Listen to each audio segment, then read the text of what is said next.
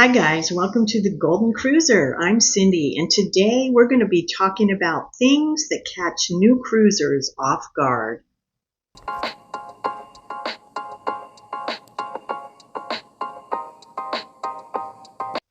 So in this video, I'm going to be talking about some things that could surprise or shock new cruisers or even experienced cruisers. So grab a drink and your favorite snack, sit back and relax, and let's talk about cruising. Number one, cruise ships are disorientating. All cruise ships are a little bit challenging to navigate, even for seasoned cruisers like me. I'm always getting lost on the cruise ship. It may take a few days to get to know where you're going around the ship. Usually takes me a little bit longer than that. My son, he catches on. He knows right away, first day. He knows exactly where we're going. So luckily, I'm usually always with him, and I know, where we're going then. So for new cruisers, there is always a map of the deck plans right by the elevators, so you can look on there and see where you want to go, or just ask a crew member and they'll tell you where whatever you're looking for is. And then after a few days, you should get to learn the ship and know more about it, unless you're on one of those huge mega ships now, and that might take you a lot longer to learn a ship like that.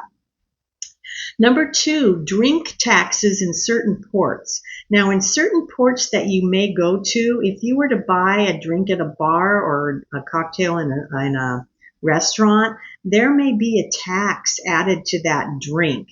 Now, this isn't everywhere. It's just certain ports, but just be ready for that in case that does happen, or you can ask ahead of time. Number three, cruise cabin beds are not like a hotel bed. Now, some of the new passengers thought that when they got to their cruise cabin, it would be like a hotel room. There would be 2 double or queen or king-size beds in the room, so that if there was 3-4 people in one room, they'd all have a big bed to sleep in. Well, cruise cabins are not like that. The new passengers were surprised at how small the cabins are, and that the beds are sometimes bunk beds and not full beds. So they're not like hotel rooms. A cruise cabin is a lot smaller, and you'll either have a couch that pulls out, or you may have a bunk bed, depending on how many passengers you're cruising with. Cruise cabin bathrooms, another thing that surprised new travelers at how small the bathrooms and especially the showers were. They didn't expect them to be so small. And also the toilets, how they're different than a land toilet. And when you flush them, that vacuum sound whoosh goes down. You don't ever want to sit on a cruise toilet when you're flushing it. You always want to make sure the lid is closed. But cruise cabin bathrooms are different than a hotel or land bathrooms. Number five, you will be tired. Now, if you book a 7-day cruise as an example, and you wonder, will I get bored on this cruise because we're out to sea for 2 days, 3 days, then we're going to be at port for a short time. This sounds really boring. What am I going to do on the cruise if we're out to sea all this time? Well, let me guarantee to you, there is plenty of things to do. If you're in a port excursion, and you're in port all day, you're going to be exhausted by the time you get back. Even just doing things on a cruise ship all day long, because there's a schedule of things, and it's all day. You could go from one thing to another to another to another, and you're going to get tired. So just make sure and get some rest in there. It's hard to do. I always come back exhausted from a cruise trying to keep up with my son and granddaughter. But just take it easy, and then you won't be so tired. Number six, travel agents don't usually cost others extra. Now, a lot of new travelers thought, well, I'm not going to use a travel agent because they're going to charge me more money than booking directly with the cruise ship. But that's not true. Normally, a travel agent won't charge you anything, or if they do, you should see a different travel agent. The prices are going to be the same as what you see online or going through the cruise line, but sometimes the travel agent can get you some free upgrades, or they'll have a bottle of champagne waiting for you on the cruise ship when you board just to thank you for booking with them.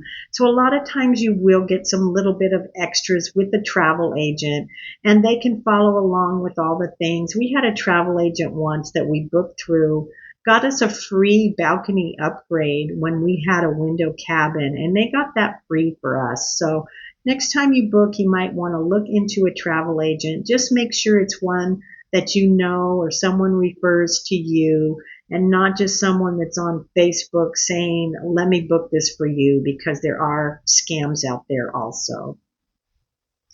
Number 7, your itinerary can change. Now, when you book a cruise, most passengers are looking at ports that they want to go into. Now, in the small print on your cruise, it tells you that the itineraries can change at any time without notice. So, you may be expecting to go to a certain port, and at the last minute, that has been changed and you're not going to that port at all, or you're going to a different port. Now, usually the cruise ship has, a reason for doing this. It's for your safety usually. There might be a storm in one port, so they have to go to a different port, or something's happening in that port, it's not safe. Various reasons, but just be aware when you book your cruise, the ports could change. So no use getting upset about that. Just be aware of it ahead of time. Number 7, post-cruise sickness. Now, post-cruise sickness is actually like wobbly legs, or what some call land sickness. If you're a first-time cruiser, or even if you've cruised before like me, when you get off the ship, you may feel like you're still moving. You may be in a hotel room or at home after the first night off the ship, and you're laying in bed and you feel like you're rocking. Or when you're walking, you feel like you're walking. Now, this is normal because you've been on the cruise, especially if you're on a longer cruise, 7 days or longer. The ship moves, some more than others. So when you get off the ship on land, your body's still going to be doing this motion. So just expect that. Not everybody gets this. I know way back, 1998, we started sailing, my husband and I. The cruise ships didn't have as good as stabilizers as they have nowadays, so the ships really rocked. And we would go into ports, and I would be in a shock just feeling like I was going to fall over because we were still rocking. So just be aware of this. It's very mild. I have it very mild when we get it. It's normal. Some people don't get it, some do, but it's a normal thing to have, and it will go away.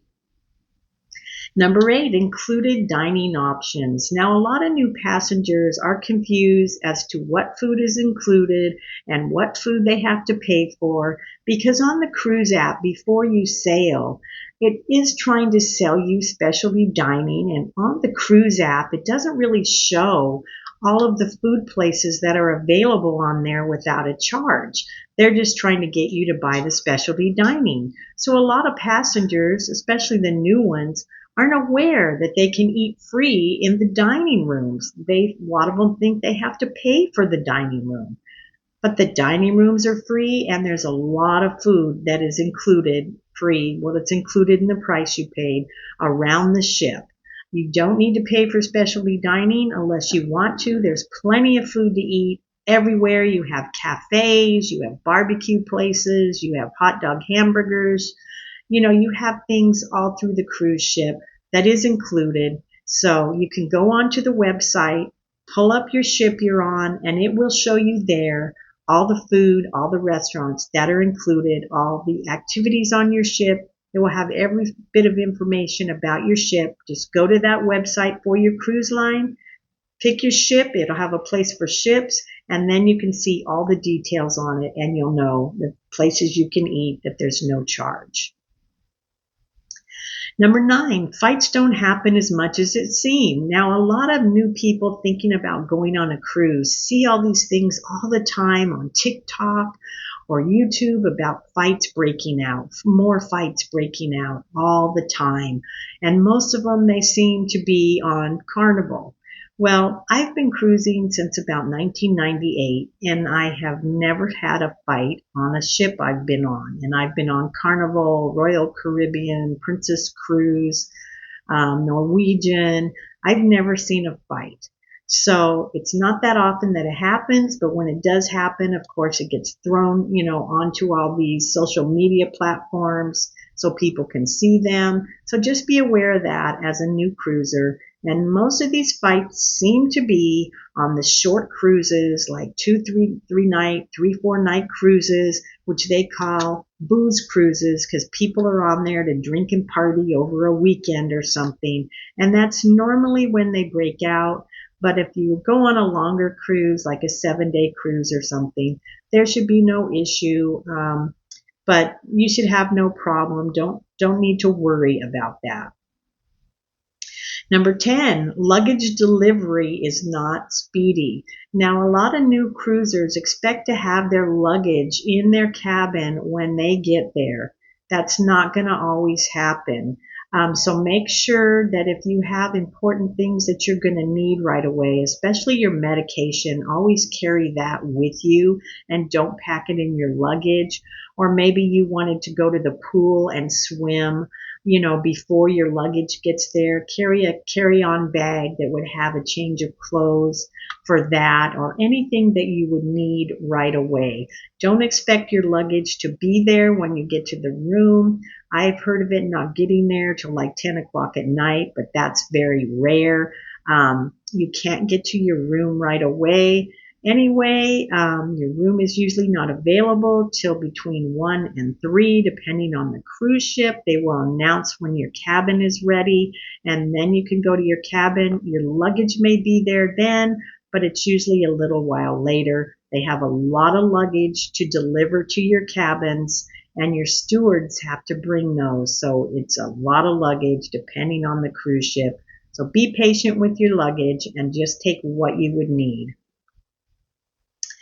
Number 11, drinks at the bar gratuities. Now, a lot of new passengers and some passengers that have already sailed don't realize that when you buy a drink at the bar, say you haven't taken out the drink package and you're just buying, drinks as you go along, that they automatically charge you a gratuity, usually 18%. So their tip is already included in your price. If you look at the receipt that you're signing, then you will see that the gratuity is already in that. New passengers and some experienced don't realize that, and then they're handing the bartender another tip when they've already paid an 18% tip. So be aware of that. Now, of course, if you really love your bartender and you want to give them an extra tip, you can. But if you're not aware that they've already been tipped, then you don't have to give them another tip. It's already included. And number 12, the last one, is that not all cruise ships are the same.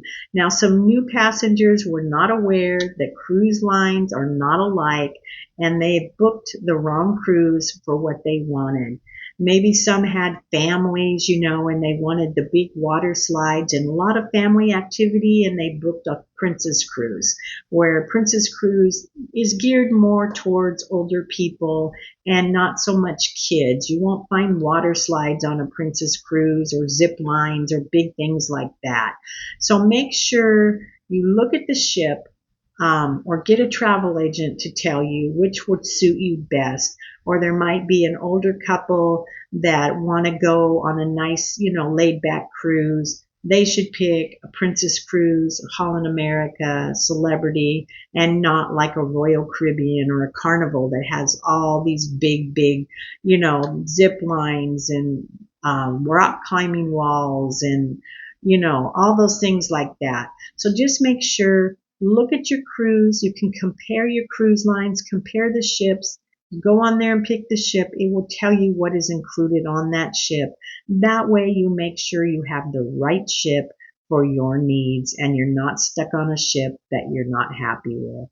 So there you have it. Some things new cruisers didn't expect, or maybe some things that experienced cruisers forgot about. So I want to thank you for stopping by today. If you liked my video, please give it a thumbs up and please subscribe to my channel. It really helps me out.